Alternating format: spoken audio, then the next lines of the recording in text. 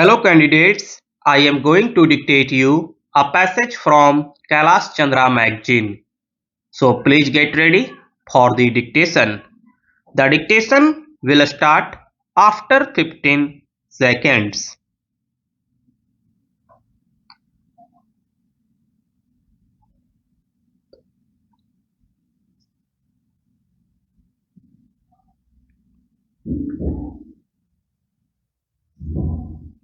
Mr. Speaker, Sir, while considering the various aspects of the welfare ministry, it is essential to find out the ways and means to implement all those welfare programs that could lead us towards the establishment of a welfare society.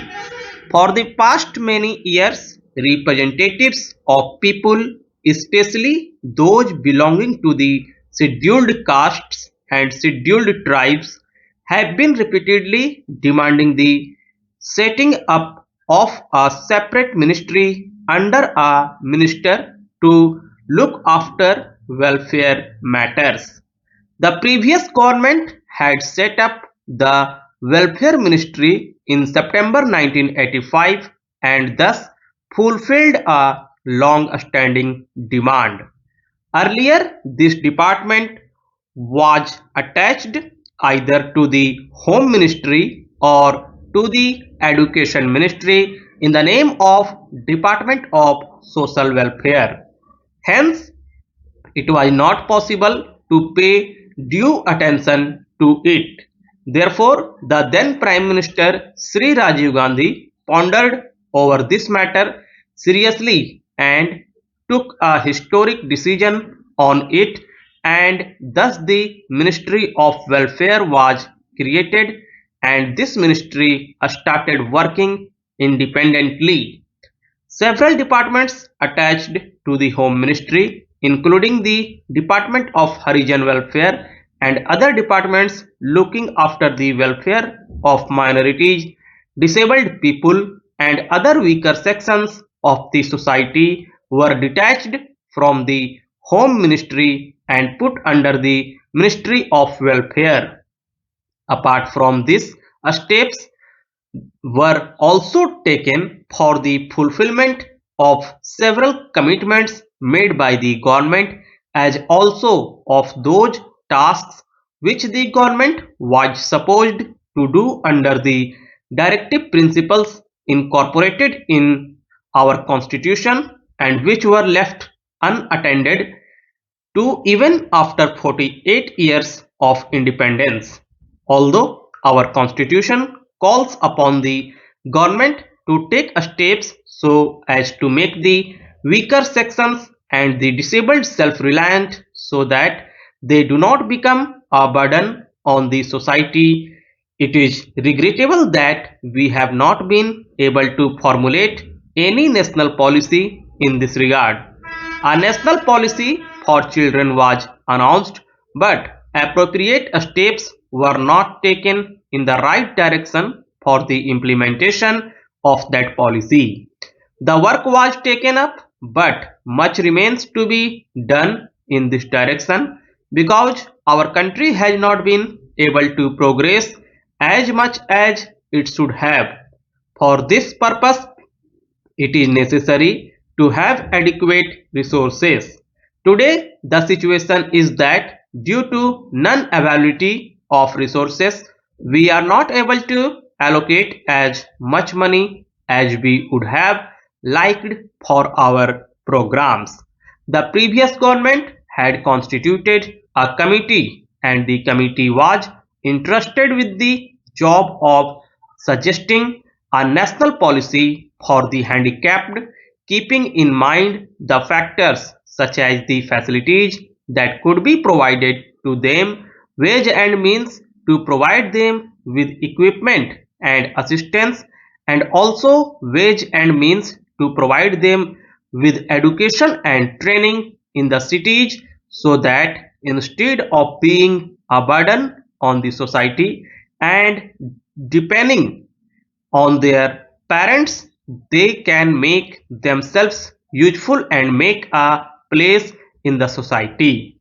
The committee was to give its recommendations on these issues.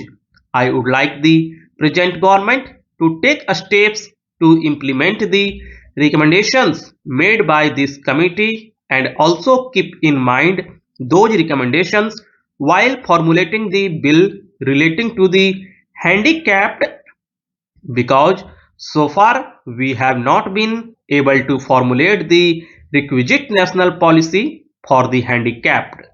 Many experts have expressed their views after much discussion and deliberations. The government should take steps to implement those recommendations. I believe that this House will unanimously agree that there should definitely be a national policy regarding the handicapped so that they need not depend on others. There are many countries in the world where many special laws have been made for the welfare of the handicapped, and they are provided with many additional facilities. We too can formulate a national policy for the handicapped on the lines of those formulated by other governments.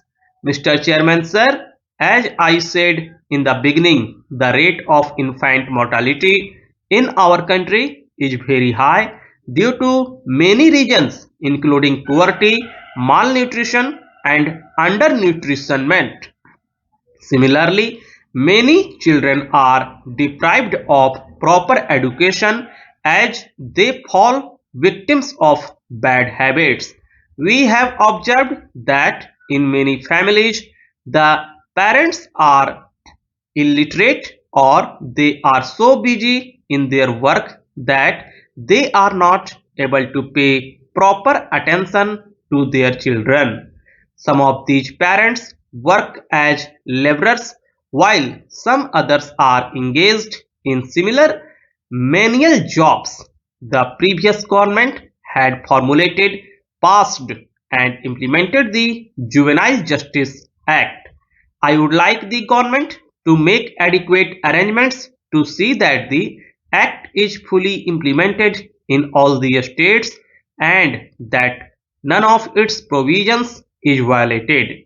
The children are the future of our country and as such cannot be neglected. Tomorrow they are going to shoulder the responsibility of the nation along with the industrial development and progress in many fields. We are witnessing the onset of many services in our country. Ours is a welfare state. It is our responsibility to see that voices of our children are removed.